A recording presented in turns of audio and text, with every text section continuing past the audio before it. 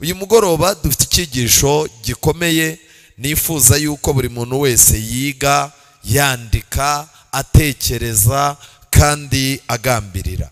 Dufite icyigisho kivuga ngo abakize uruguma nibo bazanesha inyamaswa yakize iki?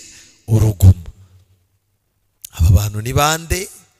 Uru ruguma rw'aba bantu ni uruhe? Iyi nyamaswa yo ni iyihe? Ese uru ruguma rw'iyi nyamaswa rwo ni uruhe? Ese muri uyu mugoroba ibi bintu bifitanye isano n'agakiza kacu? None se niba bidafitanye isano n'agakiza kacu twaba tumara iki? Muri uyu mugoroba izo ngingo uzigireho amatsiko kandi uzikurikirane. Munyemerere dusenge. Uwiteka Mana nziza, twongeye kunezezwa cyane n'uburyo waturinze. Ijambo ryawe iyo rimaze kugera muri twe ribyara umusaruro. Amahitamo yacu iyo riri muri twebwe ridufasha kugira amahitamo ari mu ruhande rwawe. Kandi iri jambo rifite ububasha bwo gutandukanya ingingo n'umusokoro, rikabangukira kumenya ibyo umuntu yibwira. Kubw'ibyo rero turifuza yuko iri jambo rya tugiye kwiga urituyoboramo. Turi abigishwa, wowe uri umwigisha. Uri umuremyi, twe turi ibiremwa. Ntabwo ubwenge bwacu bushobora guha agaciro ukuri kwawe, ariko iyo winjiye muri twe udutera inzara n'inyota. Ubwo Bibiliya zibumbuwe imbere yacu, reka n'imitima yacu ibumbukire kwakira ibigiye kuva muri Bibiliya. Uduhumure amaso ubwo tugiye kwiga amateka, ariko tugasoreza nanone kukwerekeza uburyo ayo mateka azisubira. Uduhe kukunambaho kuko ari wowe ureba, wabayeho, uriho, kandi dufite ibyiringiro kuzahoraho. Kubw'ibyo rero wowe ufite amateka atatu mu biganza byawe, ngwino unabane natwe kandi utwigishe ukuri kwawe. Uduhe icyo gutumbira muri uyu mwanya, tubisabye twizeye mu izina rya Yesu, amen. Abakize uruguma nibo bazanesha inyamaswa yakize uruguma. Iyo tugiye kwiga, reka duhere mu mateka tuze kugaruka mu gakiza. Ijambo ry'Imana mu gitabo cy'ibyahishuwe, Yohana yerekwa ibyahishuwe, yararimo kwerekwa ibintu bifitanye isano n'amateka y'itorero rya Kristo. Yararimo kwerekwa ibintu bifitanye isano n'amateka ya politike zizayobora isi. Yararimo kwerekwa ibifitanye isano n'imihindagurikire y'ubuzima bw'abantu bazaba bariho mu minsi y'imperuka. Ariko nyoberwa ukuntu byagenze kugira ngo abanyamadini bagire ibitabo bimwe bya Bibiliya batoza abantu banababwire ko biryoshye, bagire n'ibindi nk'ubu urugero igitabo cya Daniyeli, igitabo cy'ibyahishuwe. Iyo ugiye kukijyamo barakubwira bati ibyo bintu bireke rwose, bireke, wikwirirwa ujya kure. Cyokoze udusomo two mu byahishuwe 2, 3 badusoma barimo kuduhuza n'ubuzima busanzwe bw'ubukene n'ubushomeri no kubura ibyo kurya, ariko byakwigira hirya bikaba ibibazo. Ni ukubera iki? Iki gitabo Daniyeli n'ibyahishuwe ngo iyo aba bantu babyigaga hari ibintu bitatu Imana yakorera muri bo. Icya mbere, Imana yabahumura bakamenya ibihe byabo, bakamenya kubara iminsi y'ubuzima bwabo. Icya kabiri, bamenya gutandukanya ukuri n'ikinyoma. Icya gatatu, Imana bagendana n'Imana, bagendana n'umwana w'intama aho ajya hose. Bivuze ngo ubuzima bwabo Kristo yabuhindura uko ashaka. Igitabo cy'ibyahishuwe na Daniyeli nta mwanya abantu babifitiye. Niyo mpamvu mubona urujijo n'umwijima bikomeza kuzura mu mitwe y'abantu ndetse no mu banyamadini. Ijambo ry'Imana muri uyu mugoroba ndagira ngo twinjire mu byahishuwe 13. Byahishuwe 13 umurongo wa mbere. Ngihagarara ku musenyi wo ku nyanja, ngiye kubona mbona inyamaswa iva mu nyanja. Yari ifite amahembe 10 n'imitwe 7. Ku mahembe yayo hari hariho ibisingo 10, no ku mitwe yayo hariho amazina yo gutuka Imana. Byatangiye ari igisimba. Yohana arimo arabyerekwa, ahagaze ku musenyi wo ku nyanja, abona inyamaswa ivuye mu nyanja. Inyanja yerekana hatuwe n'abantu benshi. Ibi biravuga yuko tugiye kwiga amateka y'ubwami bufitanye isano n'umugabane w'Uburayi, kuko niho hari hatuwe. kandi Bibiliya igasobanura neza muri iki gitabo, ndetse no muri nimureba neza no mu Byahishuwe igice cya 17 hatubwira ko inyanja ishushanya amazi n'inyanja bishushanya abantu benshi, ariko inyamaswa igashushanya ubwami. Ndetse no muri Daniyeli Imana yasobanuye neza, isobanura Daniyeli yuko izo nyamaswa enye zishushanya abami bangahe? Abami 4. Kubw'ibyo rero inyamaswa ishushanya ubwami.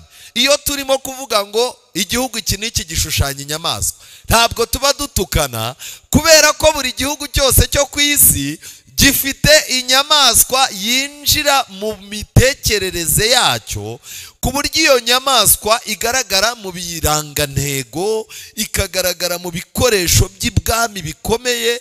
Iyo nyamaswa ibigaragaza agaciro n'icyo ubwo bwami bwifuza. Urugero, mu Rwanda twebwe inyamaswa yacu tureberaho ni intare. I Bugande bafite akahe kanyamaswa? Umusambi. Nuramuka ugiye muri Amerika bafite ikizu. Rero mu gihe cya Daniyeli buri bwami bwose, no mu gihe cya Yohana buri bwami bwose bwabaga bufite inyamaswa ibushushanya. Iyo nyamaswa ibushushanya rero babaga baragiye bakareba uburyo iyo nyamaswa yikura mu bibazo, n'uburyo yihagararaho, n'uburyo iyo nyamaswa yubaka ubudahangarwa bwayo kugira ngo abantu bose bashaka kuyitera badapfa kuyinjirira. Ibyo rero bituma buri butegetsi bwose bwo ku isi buba bufite inyamaswa bushushanya. Rero ntabwo Bibiliya itukana. Ni ukuvuga ngo buri gihugu cyose nitugera kuri Amerika tuzabona ishushanya inyamaswa yavuye hehe? Mu gitaka. Ifite amahembe 2 nk'ay'umwana w'intama, ariko ikavuga nk'ikiyoka. Ubwo rero ntabwo tuba dutukanye. Iyi ni imvugo y'ubuhanuzi, kandi impamvu ni imwe, nuko mu rugamba rw'intambara ikomeye hagati ya Kristo na Satani, Yesu nawe afite ishusho y'intama, y'umwana w'intama, ariko nanone Yesu akagereranywa n'iki? N'intare. Ibyo rero biba byerekana ubwami. Ubwami bw'Imana burangwa n'ibintu bibiri. Burangwa n'intare yo mu muryango wa Dawidi, ariko bukarangwa nanone n'ishusho y'umwana w'intama. Ubwo rero muhise mumenya impamvu Daniyeli abyerekwa na Yohana babonaga bimeze nk'ibisimba, ariko ntabwo byabaga ari ibisimba, yari filozofi y'ubwami. Kubw'ibyo rero tubonye inyamaswa iturutse mu nyanja ifite amahembe ariho ibisingo, ku mahembe yayo hari ibisingo 10, ku mitwe yayo hariho amazina yo gutuka Imana. Ubwami buje ari politike, ariko iyo politike izarwanya Imana ku mugaragaro. Iyo nyamaswa nabonye yasaga n'ingwe, amajanja yayo yasaga n'ayaruko, akanwa kayo kasaga n'ak'intare. Cya kiyoka kiyiha imbaraga zacyo n'intebe yacyo y'ubwami n'ubutware bukomeye. Nuko mbona umwe mu mitwe yayo usa n'ukomeretse uruguma rwica, ariko urwo ruguma rwawishe rugira gute? Rurakira. Abari mu isi yose rero barangije bakurikira iyo nyamaswa bagira gute? Bayitangarira. Kuyitangarira bayitangariye mbere yuko ikomere ku ruguma, cyangwa bayitangariye nyuma yuko ikomere ku ruguma? Ubu turiho mu gihe cyo gutangarirwa n'iyi nyamaswa. Niyo mpamvu abategetsi b'isi barayitinya, abanyamadini barayitinya. Diru yinjiyemo, iyo diru itangaza abantu. Nshuti zanjye, biri bugusabe kujya muri Daniyeli igice cya 7 hatwereka inyamaswa enye zishushanya ubwami 4 bwagombaga kuyobora isi. Ubwo bwami Abamedi n'Abaperesi barayoboye bakuyeho i Babuloni. Ubwami bwa Babuloni bwakuweho n'Abamedi n'Abaperesi. Imyaka muri uyu mugoroba sinyijyaho ni amateka mwize. Nyuma yaho hakurikiye Abagiriki. Nyuma y'Abagiriki hayoboye Abaroma. Abaroma bayoboye isi bagereranywa n'icyuma kuko kimenagura ibintu byose. Ariko ubwo bwami bugezemo hagati, Bibiliya iravuga ngo haboneka ibyuma bivanze n'iki? N'ibumba, byabaye ngombwa ko ubwami bw'abaromani bukomereka muri sisiteme yabwo, bwikura ku bupagani, noneho ubwo bwami bw'abaromani buhinduka ubukirisitu. Guhinduka ubukirisitu rero nibyo tugiye kureba kuri iyi nyamaswa n'ibishushanyo byayo. Bivuze ngo isi n'ubundi iracyayoborwa ku Mana. Isi iri munsi y'ububasha n'ubutware bw'abapapa aribo baromani, ariko dufite utundi duhugu tugenda tuvuga, ukumva ngo Uburusiya, ngo Ubushinwa n'iki. Ariko ubuhanuzi bwa Daniyeli butubwira ko kuva abaroma bariho habayeho guhinduranya intebe, aribwo Bibiliya itubwira ngo cya kiyoka kiyiha imbaraga zacyo n'intebe yacyo y'ubwami n'ubutware bukomeye. Bivuze ngo ubupagani bw'abaromani bubonye ntacyo bukirimo kumara ku ruhando mpuzamahanga, bwaremeye bufata intebe, bufata imbaraga, bufata n'ubutware, bubihereza ubupapa. Nta nzu yahindutse abapagani bakoreragamo n'iyo ubupapa bwakomerejeho. Amabwiriza na tekinike byakomeje kuba bya bindi, kandi ibimenyetso byabarangaga byakomeje kuba bya bindi. Bivuze ngo ubupagani bwazukiye mu bukirisitu bw'abaromani. Ibi bintu rero byaje kugera hehe kugira ngo uruguma rwica ubu bwami bw'abaromani b'abakirisitu aribwo bwaje kwitwa ubupapa? Ese bwaje gukomereka gute? Ese ubundi biraherera he? Umurongo wa 4 Ibyahishuwe 13, umurongo ukurikiraho twari tumaze gusoma, baramya icyo kiyoka kuko cyahaye inyamaswa ubutware bwacyo. Kubera iki? Kubera iki ubwami bw'abapagani b'abaromani bwagereranyijwe n'ikiyoka? Nuko ari ubwami Satani yakoreragamo nta mbebya. Ubu bwami bwarenganyije Kristo, buramwica, bwisha abigishwa ba Yesu, bwarwanya intambara n'itorero ku mugaragaro. Mu magambo make, imitekerereze ya Satani n'icyo yateganyaga cyose byari bihuje n'iby'abami b'abaromani bateganyaga, barimo n'umwami Nero.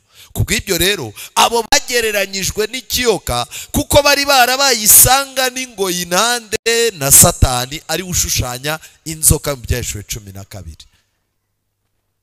Baramya iyo nyamaswa, baramya n'iyo nyamaswa bati, ninde uhwanye n'iyi nyamaswa kandi ninde ubasha kuyirwanya? Umurongo wa 5, ya nyamaswa imaze kugira imbaraga, uruguma rwayishe rwayirangaga, ruguma yari yakomeretse rukize, ihabwa akanwa kavuga ibikomeye n'ibyo gutuka Imana. Ihabwa kurama ngo imara amezi 42, ibumburira akanwa kayo gutuka Imana, gutuka izina ryayo n'ihema ryayo n'ababa mu ijuru. Ibi bintu uko twabonye bishushanya birimo kwerekeza ku bwami bw'abaromani, ndetse abaromani b'abakirisitu. Abaromani b'abakirisitu bakaba aribo bafite sisiteme y'ubupapa. None koko Yohana yeretswe ate ko hazaboneka akanwa gatuka Imana? Se gutuka Imana ni iki? Gutuka izina ry'Imana byo ni ibihe? Gutuka ihema ry'Imana ni ibihe? Gutuka ababa mu ihema ryo mu ijuru byo bisobanura iki? Bibiliya irakomeza ngo ihabwa kurwanya abera no kubanesha. Uku kurwanya abera no kubanesha bisobanura iki? Gutwara imiryango. Nanone icyanyuma, yahawe gutwara imiryango yose n'amoko yose n'indimi zose n'amahanga yose. Bivuze ngo nta bundi bwami bwigeze buyobora isi yose nta kantu kavuyemo vuba aha nk'ubwami bwabo bw'ubupapa. Vatikani ifite imbaraga. Ntabwo abaperezida bapfa kujyayo gusa, ntabwo abanyempano n'abanyamafaranga n'abantu bavuga ari kijyana ku isi bajyayo gusa. Baba bafite icyo bagiye gukora, kuko niho isi ibitse imbaraga. Abari mu isi bose bagomba kuzayiramya iyo nyamaswa. Abantu rero bajya batekereza ko ari nk'igisimba kizaza abantu bakagipfukamira. Hoya, ahubwo amabwiriza, imitekerereze, imisengere, amahame, icyerekezo, gahunda z'ubupapa bizamanuka bihabwa abayobozi b'ibihugu, nibarangiza nabo babimanure babishyire muri gahunda zabo, ku buryo abantu bari mu isi bose bazisanga uko barya, uko banywa, uko bambara, uko basenga, ibyo biga, ibyo basoma, ibyo bizera, byose bituruka hehe? I Roma. Ariko Bibiliya ikavuga yuko nubwo bavuze ngo abari mu isi bose bazayiramya, Imana yerekanye ko hari abantu bake bazasigara. Abo se bake bazasigara batayobowe n'imyumvire y'ubupapa.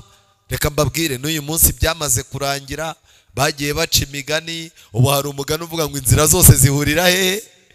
Uwo mugani umaze imyaka, kandi ni umwe mu migani yerekana yuko byanga byakunda izi nzira murimo gucamo bazagenda bazegeranya ku buryo zizahurira i Roma. Ariko Bibiliya itubwira ko hari inzira imwe itagera i Roma, hari inzira imwe ijya hehe? Ijya mu ijuru, ntabwo ica i Roma. Ni bande bazasigara? Abo bazasigara ni bantu ki? Batazatwarwa n'ubuyobe, batazatwarwa n'inyigisho, batazatwarwa n'imihango, batazatwarwa na systeme, batazatwarwa n'amagahunda ibihugu by'isi bizashyiraho, ariko byongororewe n'inyamaswa yo mu Byahishuriwe 13. Bibiliya yarabyeruye iravuga ngo umuntu wese izina rye ritanditswe mu gitabo cy'ubugingo cy'umwana w'intama watambwereka ukuremwa kw'isi, uwo nguwo yitegure ko azagira gute? Azayiramya. None ikibazo ni iki?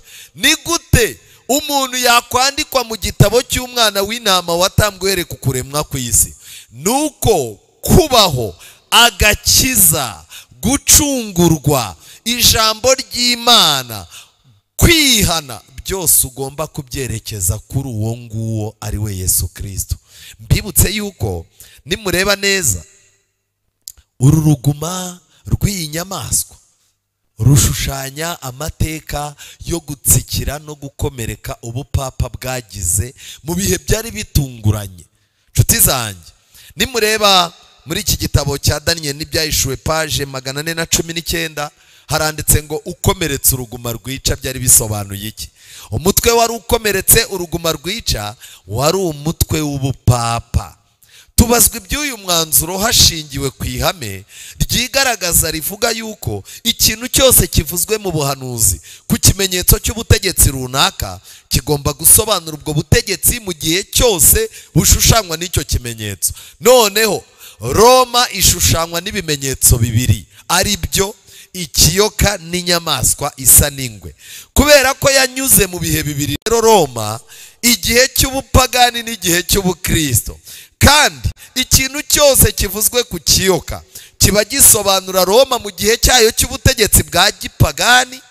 Noneho hagira ikivugwa ku nyamaswa isa n'ingwe kikaba gisobanura Roma muri cya gihe cyayo yitirirwa ishusho y'ubuki, ishusho y'ubukristo. Yohana avuga yuko umwe muri ya mitwe y'inyamaswa isa n'ingwe ari wo ukomeretse uruguma rwica. Mu yandi magambo, uru ruguma rwageze ku ishusho y'ubutegetsi yari iriho mu gihe cy'ubutegetsi bwa Roma, nyuma yo guhinduka ikava mu bupagani ikajya mu bukristo.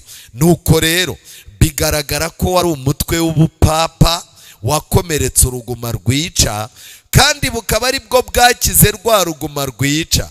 Uku gukomereka ni kimwe no kujyanwa mu bunyage, bisomwa mu Byahishuriwe 13:10. Bwahanwe igihe Papa Pius wa gatandatu yajyanwaga n'umujenerali w'umufaransa witwa Berthier ari imbohe ku itariki 20 Gashyantare mu mwaka w'1798, maze hagashira igihe ubutegetsi bw'ubupapa bwaravuyeho.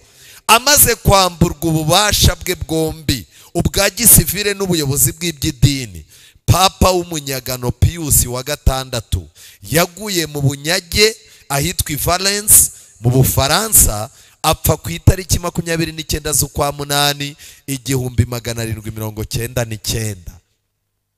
Kumva umupapa yafashwe, yari yariswe ambasaderi w'isi n'ijuru, yari yariswe nyir'ubutungane, yari yariswe utanga amahoro, bajya kubona bakabona igihugu cy'Ubufaransa gifashe umupapa kiramujyanye, bakavuga bati hoya Imana iri butabare. Bagiye kubona babona apfiriye muri gereza kandi apfa nabi. Ubupapa bumara igihe nta tegeko butanga ngo rigire n'agahugu gatoya bujyamo, ndetse ni Vatikani Abafaransa bari bahafashe. Buriya nagira mbabwire ngo mu buhanuzi hari ibihugu bitatu muzatinya, Bibiliya ivugaho ikerura. Igihugu cya mbere ni Amerika, igihugu cya kabiri ni Ubufaransa, igihugu cya gatatu ni Ubupapa Vatikani.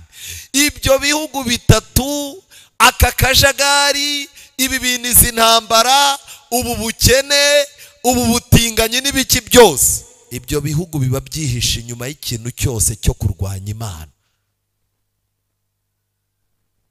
Nujya mu gitabo cy'Ibyahishuwe 11 uri bwige mu Bufaransa, nujya mu Byahishuwe 13 ubu turimo kwiga Roma. Ariko nidukomeza mu mirongo iri inyuma turaza kugwa noneho kuri Amerika. Ibyo bihugu bitatu byagize amateka, bifite amateka, kandi bizakomezanya amateka yo kurwanya Imana mu ntambara ikomeye. Ubwo rero ibi bintu biratangaje. Nubwo umupapa yafunzwe agapfa kandi yari umutwe w'ubwami bw'Abaromani, bikagaragara yuko inyamaswa ikomeretse uruguma rwica, nyamara umutwe wari wakomeretse uruguma rwica warangiye gukira igihe ubupapa bwari bwongeye guhangwa binyuze mu gutorwa k'umupapa mushya washyizweho mu 1800. Baravuga bati noneho ubupapa bugiye kubaho mu mboni na systeme Ubufaransa bushaka. Kandi ikintu gitangaje, abakurikirana amakuru, nuko nyuma yaho gato Abafaransa bakoze n'igishushanyo bakita Statue de Liberté.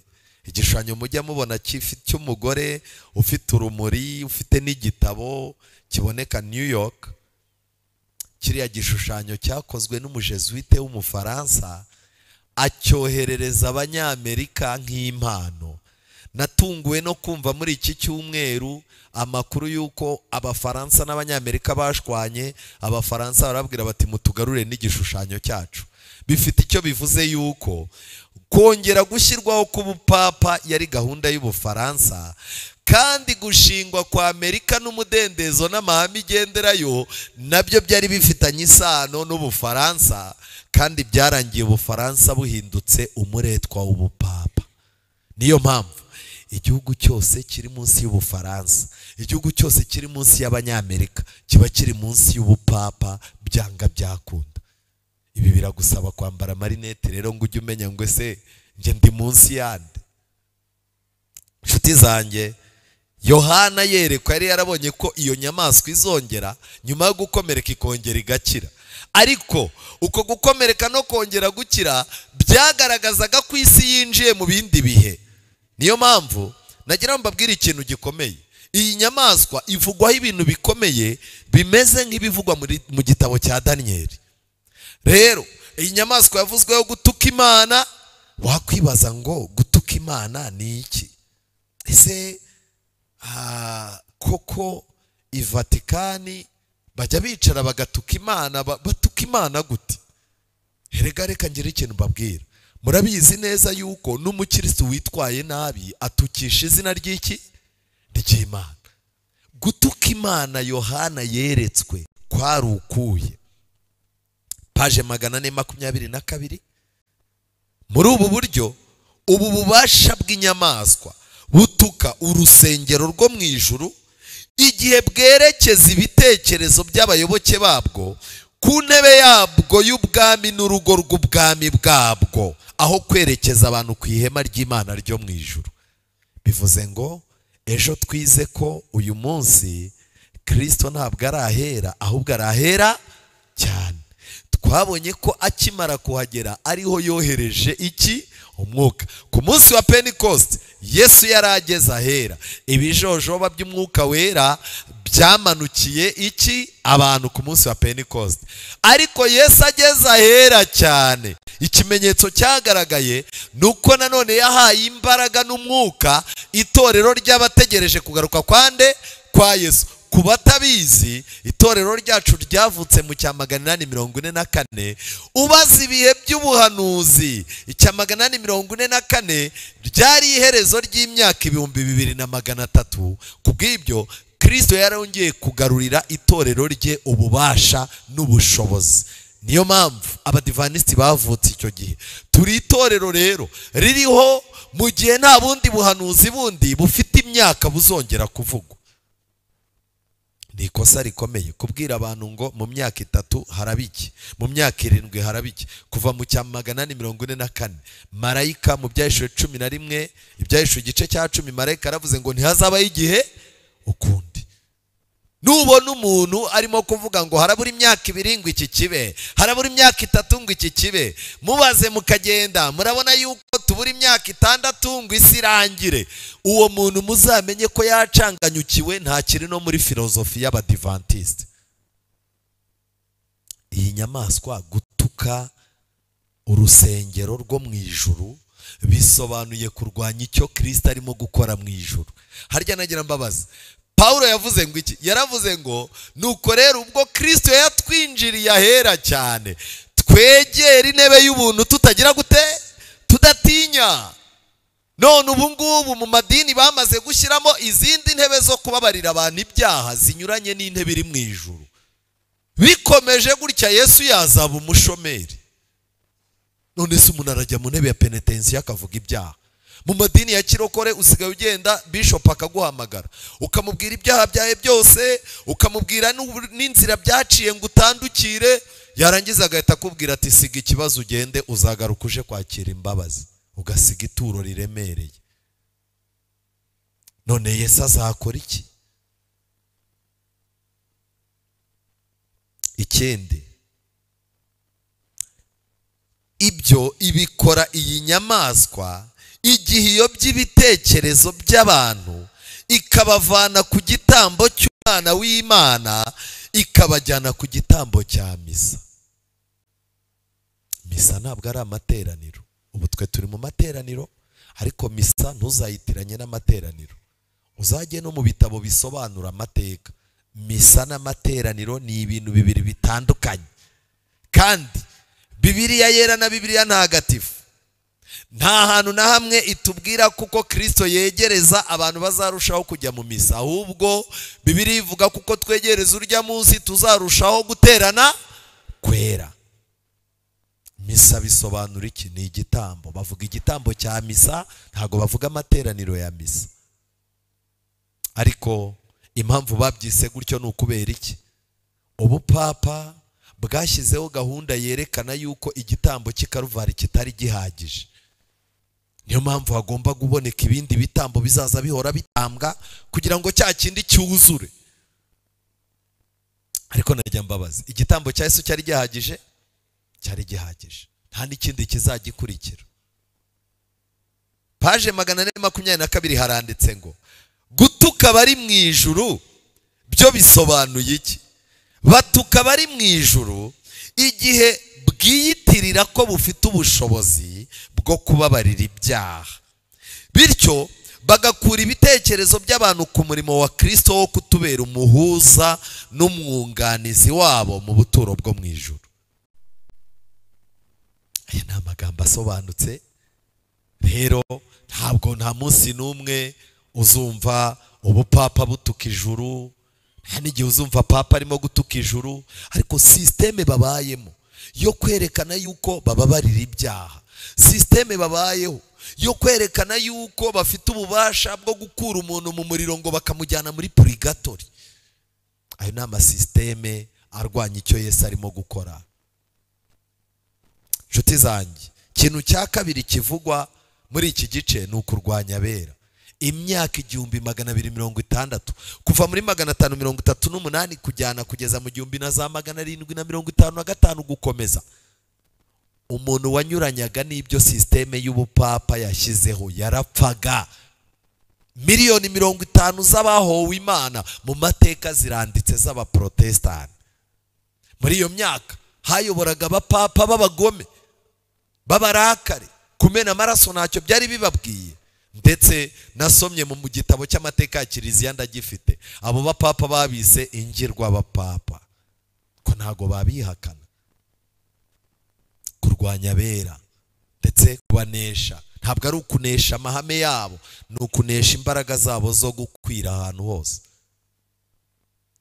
Iyi nyamaswa Danieli ndetse na Yohana bayibonye ifite ububasha bwo kuvuga ibintu bikomeye. Ihererekanya bubasha ryabaye hagati y'ubukristo n'ubupagani. Imyaka 1260, amezi 42 yo kuvuga rikijyana ku bupapa.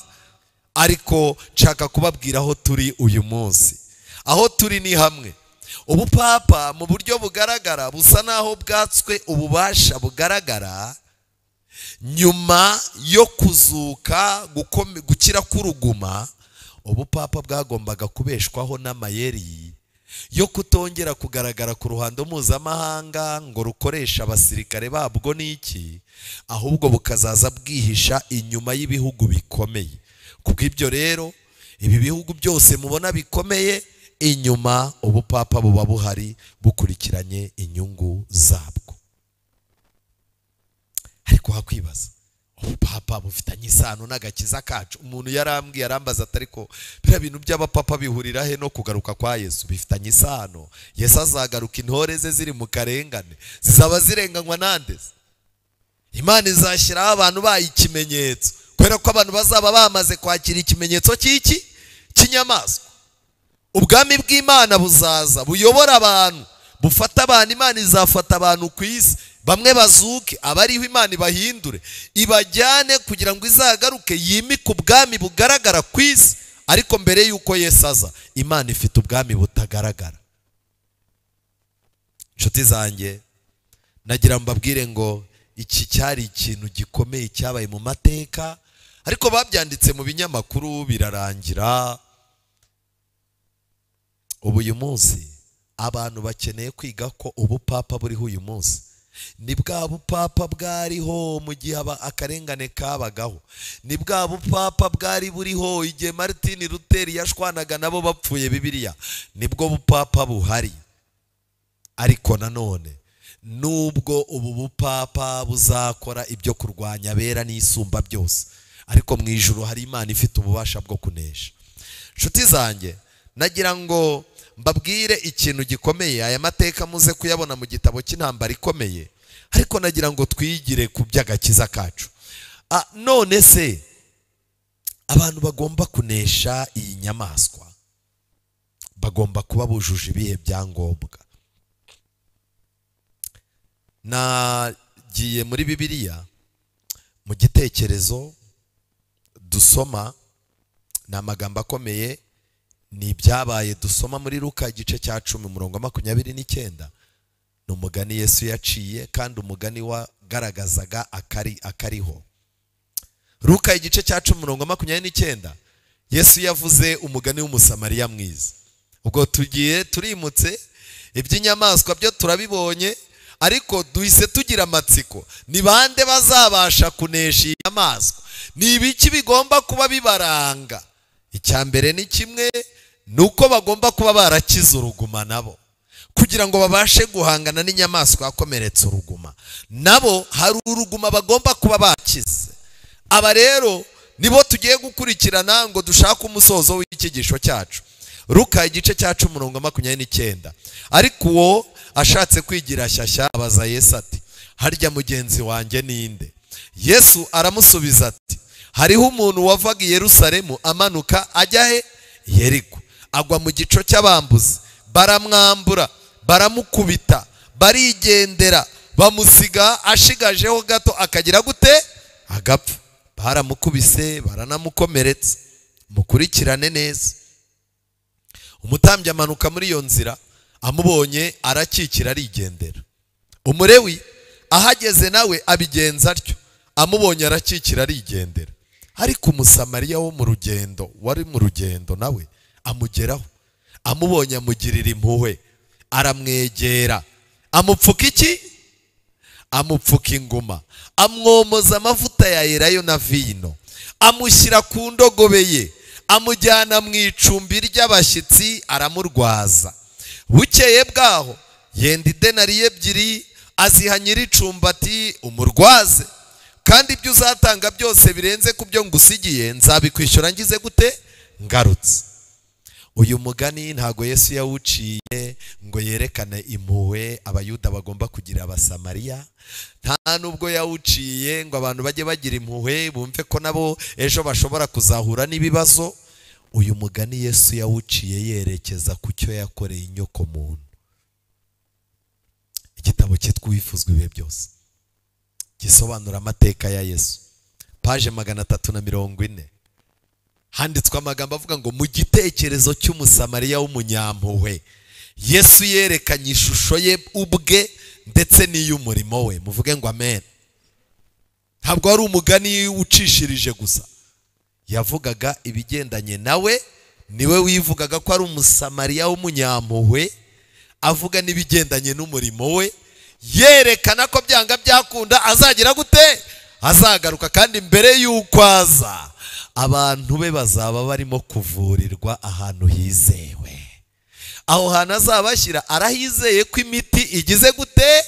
Ihari.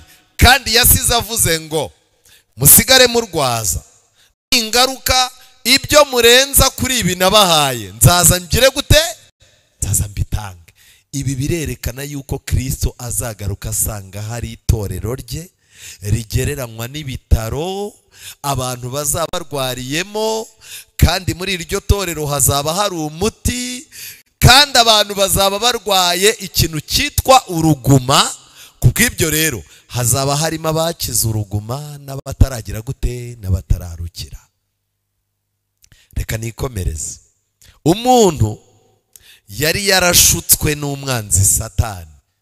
Satani aramukomeretsa, aramunyaga kandi aramwangiza. Satani amaze kwangiza umuntu, inyandiko irambwira ngo maze amusigara iki? Ari intere. Ngiyo inkomoko y'uruguma dufite. Cyambere Satani yaratwangije, yishe imitekerereze yacu, ndetse Bibiliya nimureba muri Yesaya igice cya mbere, Imana yatanze ipica yuko ireba umuntu. Yesaya igice cya mbere, Bibiliya iravuga ngo iki? Yesaya igice cya mbere umurongo wa 4, dore wa bwoko bukora ibyaha we, abantu buzuwemo no gukiranirwa, urubyaro rw'inkozi z'ibibi, abana bonona baretse Uwiteka, basuzuguye Uwera wa Isirayeli, baramuhararuka basubira inyuma. Ni iki gitumye mushaka kugumya gukubitwa muzira gukabya ubugome? Umutwe wose urarwaye, umutima wose urarabye, uhereye mu bworo bw'ikirenge ukageza mu gitwariro, mu mutwe nta hazima, ahubwo ni inguma n'imibyimba n'ibisebe binuka bitigeze gukandwa cyangwa gupfukwa, nta nubwo byabobeshwe iki? Amavuta. Umuntu afite uruguma yasigiwe na Satani, ku buryo umuntu uhereye mu bworo bw'ikirenge kugeza mu gitwariro nta hazima, kandi nta muntu uzajya mu ijuru adakiza uru ruguma, kubera ko umusamariya w'umunyambabazi ari we Yesu yaje mu isi azana amavuta, arangije azana ivuriro, atanga ibisabwa byose kugira ngo nagaruka azasanga uwari urwaye yaragize gute? Yarakize. Dukomeze twisomera igitabo. Ariko umukiza yabonye uburyo tutagira kirengera, maze atugirira impuhwe, yasize icyubahiro cye maze aza kudutabara. Yasanze turi hafi gupfa maze araturwaza, yomoye inguma zacu, yadutwikirije ikanzu ye yo gukiranuka, twari twanakonje, yatuboneye icumbi ry'ubuhungiro, kandi adusigira ibyangombwa byose, atanze ikiguzi ku bwacu. Yarapfuye kugira ngo aducungure, yitanzeho urugero, maze abwira abayoboke bati ibyo mbibategekeye kugira ngo mukundane. Ndabaha itegeko rishya ngo mukundane nk'uko nabakunze, muba ariko namwe mugira gute? Mukundana. Uruguma rwacu rero murarubonye.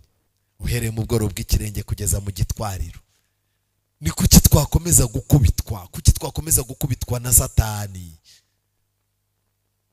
Umuntu wese ufite uruguma, mbibutse neza, iyo ufite uruguma ugahura n'inyamaswa.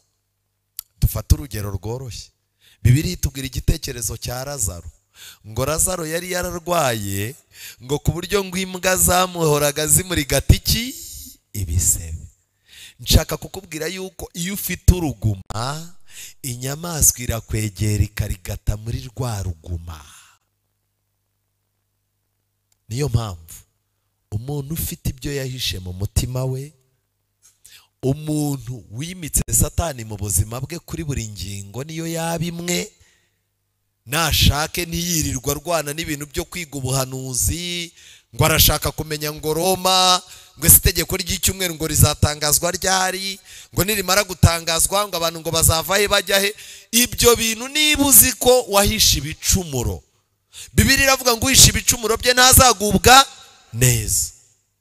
Mbere yuko wiga iby'inyamaswa yakomeretse uruguma rugakira, banza wibaze ngo njyewe uruguma rwari rwanyishe nakomerekejwe na Satani rwarakize kugira ngo nzahangane n'inyamaswa yakize, nanjye naragize gute? Narakize. Icyama ibi bintu abadivanisi bakabyumva neza, icyama ibi bintu abarokore bakabyumva neza.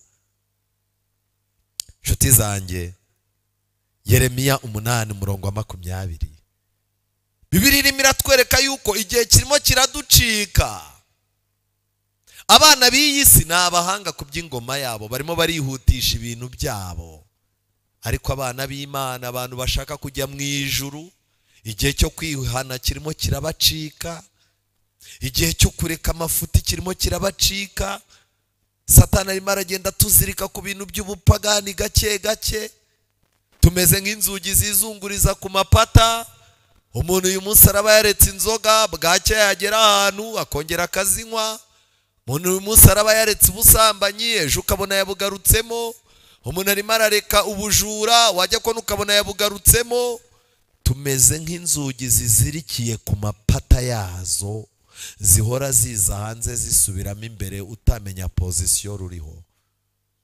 Dufite urugamba rukomeye turasabwa guhinduka kugira ngo tuzabashe guhagarara imbere y'ibihe bikomeye, tuvuga nk'uko Yesu yavuze ngo dore umutware w'ikibi araza hondi, ariko ntacyo agize gute? Ntacyo amfiteho. Yesu yaragiye guhangana na Herode, yaragiye guhangana na Pilato, yaragiye guhangana n'abayahudi, yaragiye guhangana n'urugamba rwo ku musaraba. Yarabizi ko Satani n'abadayimoni bihishe inyuma ho, ariko arangije aravuga ngo mfite ububasha, ngiye guhangana n'ibi bihe bibi. Umutware w'abisi araza hondi, ariko ntacyo amfiteho. Mu magambo make, nta kintu mfite muri njyewe nahishe kibi cyatuma yuririraho akambasha. Tugomba kuzagera mu bihe bikomeye tuvuga ngo Mana, nta kibazo dufitanye n'ijuru. Nshuti zanjye, Yeremiya 8:20, isarura rirarangiye, iki kirashize, kandi tutagize gute? Tudakijijwe. Ntago wakagombye kujya ku bunani ngo abantu bavuze amadebe nawe ubajyemo. Iminsi irimo iragucika, igihe cy'imbabazi kirimo kirakurangirana. Iminsi uzarama ku isi ubwo havuyeho umwaka, naho wambaye ibintu by'ibitambaro mu mutwe, agatuza wagakubisa isengeri, urimo uravuza amadebe ngo umwaka ugize gute? Urarangiye. Noneho rero mwana byise izina ryiza ni ukurya umwaka. Bivuze ngo uburiye uzagaruka, reka da, ni murya imyaka nayo izabarya. Filozofi y'abana b'Imana bagomba kumenya ko umunsi wose uvuyeho ubegereza imperuka, umunsi wose uvuyeho ubegereza kwirangira ry'imbabazi, umunsi wose uvuyeho ubegereza ituro. Ibyo ni ibintu bigomba gutuma dukoresha igihe cyacu neza. Ariko isarura rirarangiye, iki naryo gikaza, iki naryo kikarangira, abantu bigumiye mu bupagani badakijijwe. Iki kibazo Yeremiya yari afite nicyo kibazo abapasitoro bafite uyu munsi, nicyo kibazo ababwiriza bafite, nicyo kibazo abaririmbyi bafite. Karirimbira umuntu indirimbo 5 ntanavuga amena, ahubwo ukabona arasohotse yitabiye telefone aragarutse, ukibaza uti uyu muntu iriya ndirimbo ko twayimbye ari y'ubuhanuzi ngo imukangure, akaba kibereye kuri WhatsApp. Umuntu isi yadanangiye, nta kintu tuzamukorera ngo akire keretse Imana iciye mu cyo turimo gutanga. Nshuti zanjye, murongo wa 21 Yeremiya yarakomeje aravuga ngo mbabajwe n'umubabaro w'abantu banjye, ndirabuye, kwiheba kuramfashe. Mbese i Galeyadi nta muti womora uhaba, kuki uruguma rw'ubwoko bwanjye rutakize? Yesu niwe muti w'i Galeyadi. I Galeyadi havaga imiti yavuraga ibisebe n'abantu bakomerekeye ku rugamba. Iyo miti rero iyo bakubwiraga akakubwira bati imiti yose twayigerageje hasigaye uw'i Galeyadi, waravuga guti ibizagorana n'ukujyayo, ariko umuti w'i Galeyadi ubonetse gukira nakira. None muri uyu mugoroba umuti uvura uruguma ko ari umuti w'i Galeyadi. Icyambere twibaza, i Galeyadi nihe uyu munsi? Icya kabiri, uyu muti w'i Galeyadi ni uwuhe? Ibi biratangaje cyane. Mbese i Galeyadi nta muti womora uhaba, kuki uruguma rw'ubwoko bwanjye rutakize? Yeremiya 6:13 yarongeye asubira kuri icyo kibazo, kuko uhereye ku muti ukageza ku mukuru wo muri bo, umuntu wese yitanze gushaka indamu mbi. Uhereye ku muhanuzi ukageza ku mutambyi, umuntu wese akora iby'uburiganya. Uruguma rw'abantu banjye barwomoye barucahe hejuru. Nubwo twavuze ko umuti uri hano kandi hano ari Galeyadi, hagowe umuntu utazakanda ibibyimba by'abantu b'Imana. Ahubwo kubera ubucuti mfitanye nawe, kubera ubucuti mfitanye n'uriya, kubera ko umugore wanjye yicayemo, kubera ko bosi wanjye yicayemo, kubera yuko hicayemo kanaka, kandi umuntu afite ikibyimba cyabyimbye cyajemo amashyira yivanga n'amaraso, umuntu araza gusenga ninagira. Kubera iki? Ibintu by'Imana ntibikimufasheho, harimo arumva ibintu byose dukora ntacyo bimaze. Aya maturo yahanda yarambiwe, ibi bya 10 bahora batwaka, ibi bintu bya za Bibiliya za buri munsi. Hari abantu basigaye baza baje kwiyenza mu nzu y'Imana, ibibyimba byabo byarabyimbye. Niyo mpamvu mukoma kibazo kikavuka, urakoma umuntu muri korara, turantonetse we, turabonana. Munama yitorera ukoma umuntu ku kibyimba cyagatavuga ati sinzanagaruka. Abantu bafite ibibyimba byagiye birabyimba, byari ibisebe, kubera kudakandwa hazaho akantu k'agahu. Ako kantu k'agahu hari igihe kaza, warangiza wareba ukabona ugahita utangira kubara ko wakize rwose. Nagahita atangira ati rwose ya maraso yahagaze n'amashyira yahagaze, hanumye pe. Muri Bibiliya muze kwiga mu Balewi hari amoko abiri y'ibibembe. Hari ibibembe bishwanyuka, hakaba n'ibibembe byihishe birimo imbere. Umutambyi yari ategetswe ko nabona ibibembe akabona ntibirimo gusohoka, ahubwo birimo ngo birazana uruhu rw'umweru, ngo umutambyi yagombaga guhita yihutira, kuko icyo kibembe nicyo bibi. Nubona umuntu ubupagani yatangiye kubworosaho ubukirisitu, uwo niwe mubi cyane kuruta n'abandi ducaho binywera inzoga hariya ku kabari. Uwo ni mubi. Ikibyimba kugikanda ni ikibazo. Ubu harimo harategurwa ibibwirizwa bizaza bikontororwa na za leta. Ibibwirizwa bitagomba gutoneka umuntu, niba ari umutinganyi wimutoneka, ikibyimba cye yaracyakiriye. Niba umuntu ari indaya, mureke niyakire. Ndagira ngo ubaze wowe turi kumwe muri uyu mugoroba, ufite ubuhe bwoko bw'ikibyimba? Ese iyo bagukomye ubigenza ute?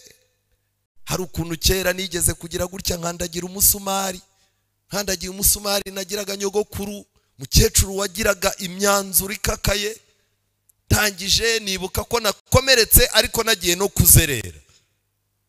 Mu gihe abandi bari barimo kuvuga bati bari bukubitwe, nge natekereje uko ndakubitwa ariko nanagize gute, nanakomeretse. Ikintu nakoze ni iki, akaguru nari nakanenetse, ngeze mu rugo nsa n'ugerageza kugakandagiza, nca imbere y'umukecuru nk'umuntu udafite ikibazo, umukecuru arandeka. Bukeye ndongera muca imbere, nazaza mugera imbere ngakandagira neza, ariko naharenga nkafata akaguru nkahita nkajyana. Byarangiye hahana umusumari winjiye hajemo amashyira n'amaraso, ariko kiruma kizana na kushi ikomeye ku buryo nakandagaho nkumva n'uruntu rugize gutera ukomeye. Hari ukuntu rero ninjoro nabaga ndyamye nkaba ndimo akaguru ndimo ndagashimisha nk'igitanda, noneho nkabikora nkumva biraryoshye ngatwarwa, nkaza kwibagirwa wa mutwe wacyo nkawukoma kuki kunguna igitanda, nkabyumvira mu mutwe no mu mutima. Umunsi umwe umukecuru aranyitegereza, ari hashize iminsi 3, akaguru kabyimbye katangiye no guhisha, abona ndagiye ngeze hirya ndanenetse, arandembuza. Mpako kaguru ndakamuhereza, arangije arakitegereza ati byakugendekeye gute?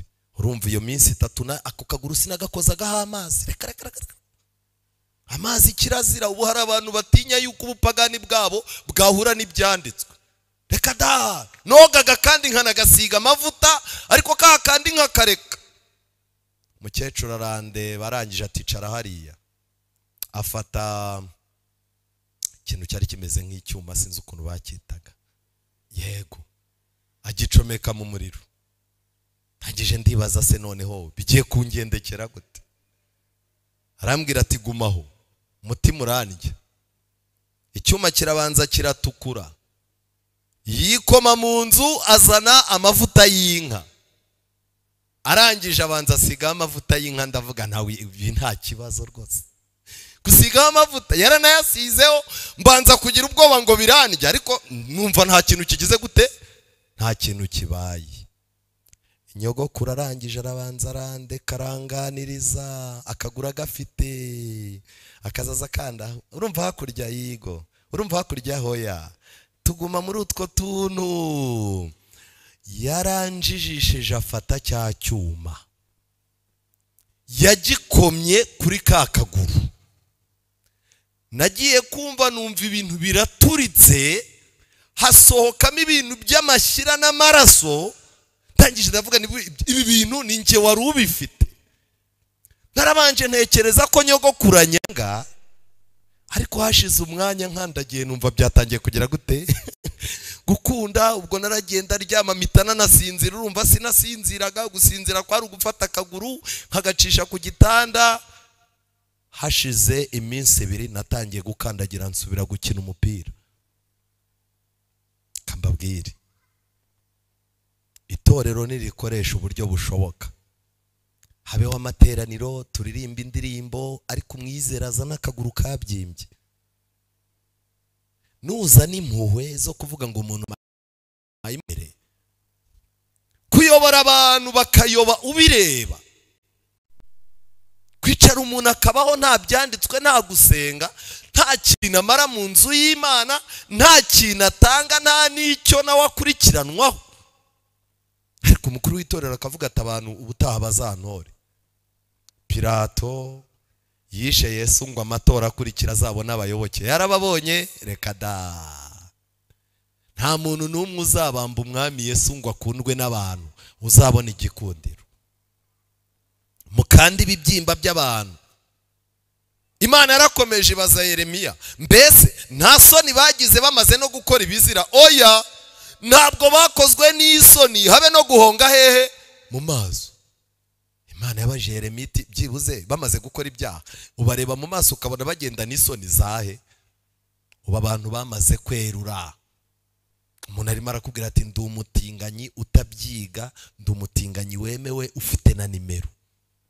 Umuntu aricara akakubwira ati ubyakire, musoni nushaka uzabibwirize mu inzoga kandi sinzi nywa ngenyine, kanaka turazisangira undi akakubwira ati musoni buri muntu afite akamunaniye, nanjye abagore nibo bananiye, ariko Imana ntizambaza icupa nararitsinze.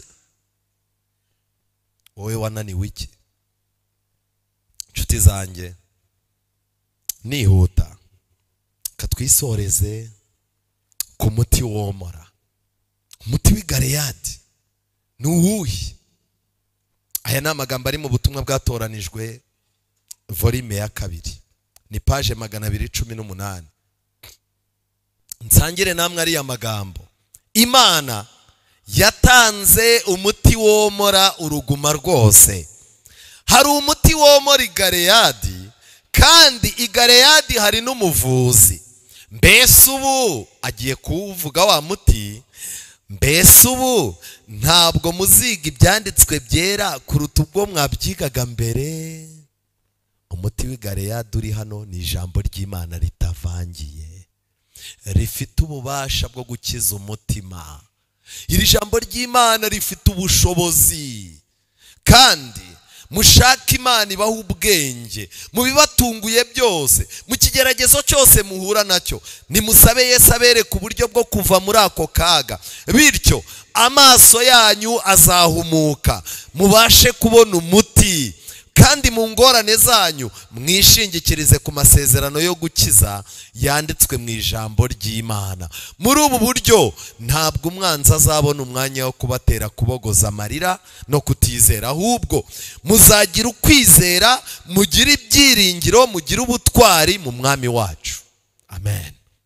Umuti w'i Galeyadi, i Galeyadi ni hano, umuvuzi ni Yesu. Umuti w'i Galeyadi ni ibyanditswe byera bitavangiye. Abarwayi ni twebwe, bamwe barimo baranywa umuti, kandi murabizi iyo umuganga agufitiye icyizere uza kugira ngo agusuzume amenye niba imiti irimo gukora, akakubwira ngo genda ujye kunywera imiti wawe. Ariko iyo bavumbuye yuko imiti utayinywa, ukayiseseka munsi y'amatora, ariko ukaza imbere ya muganga ukamubeshya ko imiti urimo kuyinywa, muganga ashyiraho gahunda y'uko uzaza unywera imiti imbere yande ya muganga. Ndashaka kubabwira ngo dufite abizera batubeshya yuko mu ngo zabo banywa imiti, banywa umuti w'i Galeyadi, biga ibyanditswe ku isabato bakaza, ariko wareba ugasanga umuntu nta Bibiliya agira. Dore hariya hanze hari akabati k'ibitabo, ibi bintu byose ndimo gusoma byanditse mu bitabo. Utegereje uwuhe muti w'i Galeyadi utari ibyanditswe byera? Nta bantu bangahe basohoka hano bakavuga bati Mana, kiriya gitabo ariya magambo arimo ndashaka kukitungira? Ni bangahe bavuga bati Mana, iki gitabo nagitungane, wenda ko mfite ubushobozi bukeya, ngiye kugambirira muri uku kwezi nzabikaya, ndi umukozi wo mu rugo, ubutaha nzabikaya, havemo amafaranga yo kugura Bibiliya, kandi Mana ubwo nyiguze uzuma amahirwe yo kubona umwanya wo kuyiga. Ni bande babigambirira? Ahubwo abantu bahaza gusa kunywera imiti imbere yande ya muganga, bamwe bakaza no kwereka muganga turebere ko twakize, imiti twayimaze. Muganga akakubaza ati se ko mbona utarakira neza, wayinyweye neza mu rugo, uyinywa kangahe? Munagahita atangira ati rero zira antibiotique zintera kuzungera, nzinywa nanabyibutse, hari n'igihe mbyibagirwa pe ntakubeshye. Ubwo se antibiotique z'ibicecete zamara iki? Uwo ndamugereranya n'umwizera. Ubaza uti iki cyumweru wigeze wiga? Hoya, mva cyokoze reka ngiye ikintu nkubwira, na Bibiliya ni umukozi wanyibukije aho iri, nayishatse nayo. Erega icyumweru ni kirekire, tuba turi muri byinshi. Rega ndabasabye nimunywe umuti womora w'i Galeyadi, kandi mujye muza kureba umuvuzi ari we Yesu. Kuva uyu munsi emerera ibyanditswe byera bikwereka ububi bwawe, kandi byinjire mu bubasha bw'umutimanama wawe. Nshuti zanjye, ndasoza muri uyu mugoroba mbabwira amagambo akomeye ari mu rwandiko rwa 2 rwa Timoteyo. Urwandiko rwa 2 rwa Timoteyo, amagambo ari mu gice cya 3 umurongo wa 15. Aya magambo aravuga ngo iki? Kandi uzi yuko uhereye mu buto bwawe wamenyaga ibyanditswe byera bibasha kukumenyesha ubwenge. Ibyanditswe byera nibyo bizaha abantu ubwenge, kandi twabonye ko ufite ubwenge niwe uzabasha kubara umubare w'iki? W'inyamaswa. Wajya kumenya ubwenge bwo kukuzanira agakiza gaheshwa no kwizera Yesu Kristo. Ibyanditswe byera byose byahumetswe n'Imana, bigira umumaro wo kwigisha umuntu, cyo ni icyambere. Kumwemeza ibyaha bye, cyo ni icya kabiri. Kumutunganya, cyo ni icya gatatu.